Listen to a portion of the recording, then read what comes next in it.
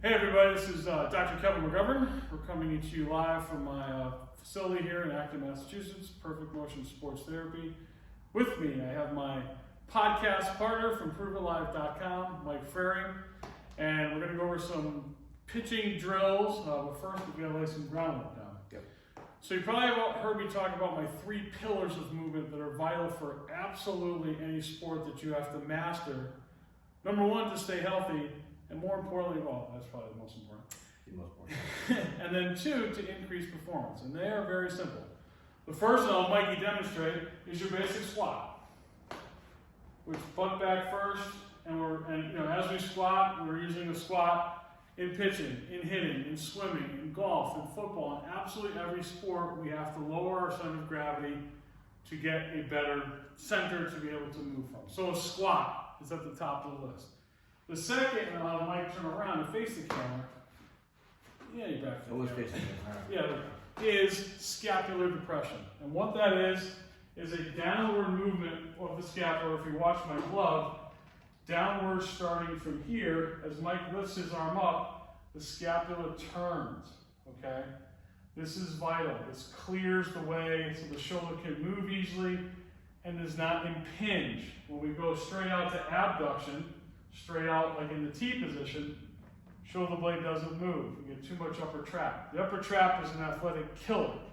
Okay, too much shrugging. Kids are on their phone, video games, there's too much shrugging going on. So we have squat, scapular depression, and our third, and maybe most important, is walking.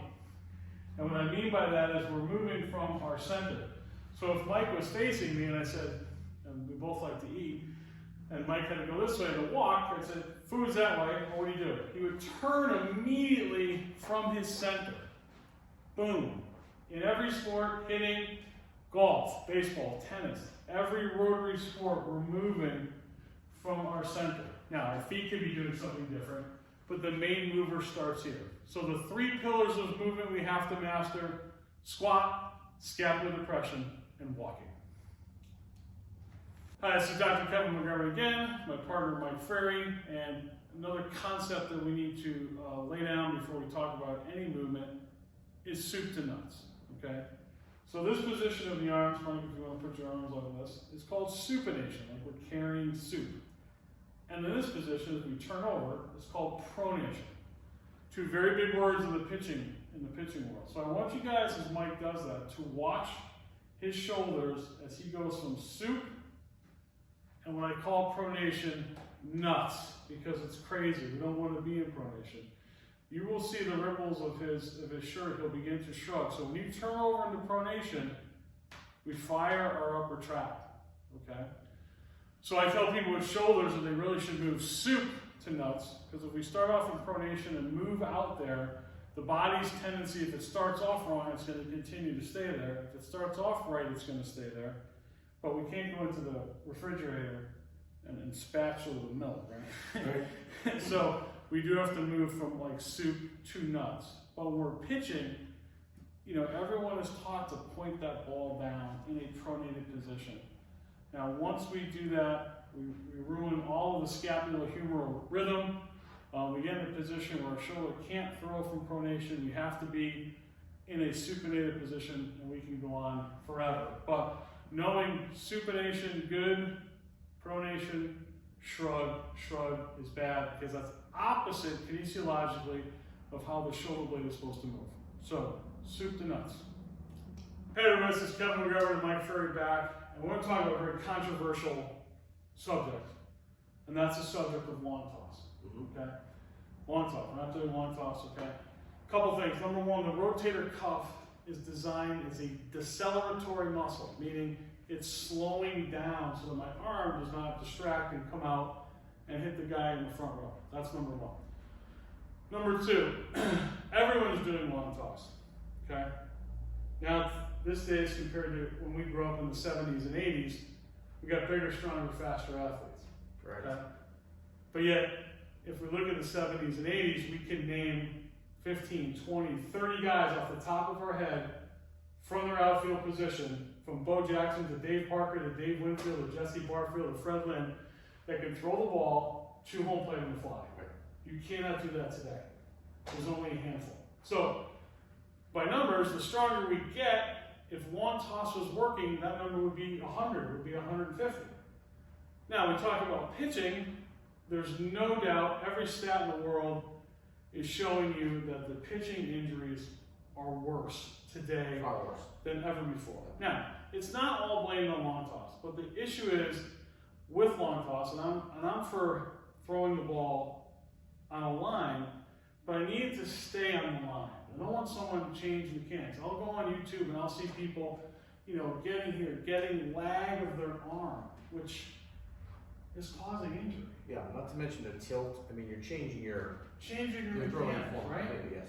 So there's a couple things I like to do. I like to have people get into their regular pitching position, skip toss or try to throw it as a fastball for as long as straight on that plane as long as you can. Or something fun, especially for kids, is what I call slam toss. So someone gets into their pitching windup, right? Because we want this boom, this downward movement.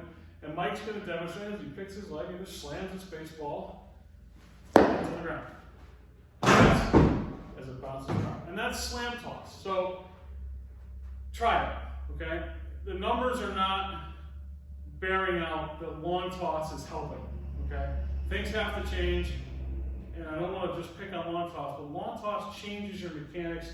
It causes arm lag. That's visible to see on everyone who's doing it. And it just, let's look at something different. I think that this accomplishes, what the goal a lot of people try to achieve in long toss, which is what we were talking about before, which is a finish and a follow through and an intent. Because, you almost have to when you're putting everything into your throw. This accomplishes the same thing without changing the angle and tilt of your shoulders, right, and every other thing that the long toss would change compared to your pitching motion. Simple as that. Yep. Thanks for listening. Okay, we're back with another concept I want people to understand is the word intention. I am a pseudo practicing martial artist. But yeah, right the first time. Yeah, what about Sumo. Oh, that's true. Nice guy. So intention. We need intent to do something physical. Okay. So if Mike is in here in his catcher position, he puts up a target.